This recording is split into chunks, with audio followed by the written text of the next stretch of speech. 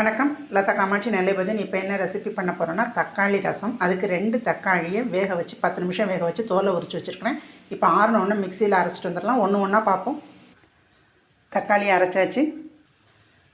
கடாய் வச்சுருக்கிறேன். நல்லெண்ணெய் 1 டீஸ்பூன் போட்டிருக்கேன். கடுகு, வெந்தயம், பச்சை மிளகா 1, வரமிளகா 1 தாளிச்சிக்கலாம்.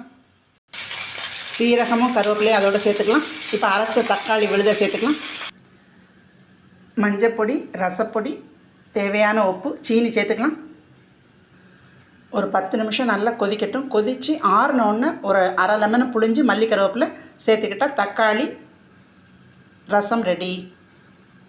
இதை சாதத்துக்கும் பிசைஞ்சு சாப்பிட்லாம். மிச்சம் இருந்தால் சூப்பாகவும் குடிச்சிக்கலாம். இதில் புளி, மிளகு, பூண்டு சேர்க்கலை. அதுக்கு பதிலாக தக்காளியும் லெமனும் தான்.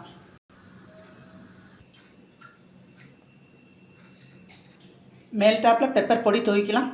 இன்றைக்கி ரெசிபி இது தான். கட்டிப்பருப்பு, உருளைக்கிழங்கு வறுவல், கேரட் பீன்ஸ் கூட்டு, தக்காளி ரசம். நன்றி.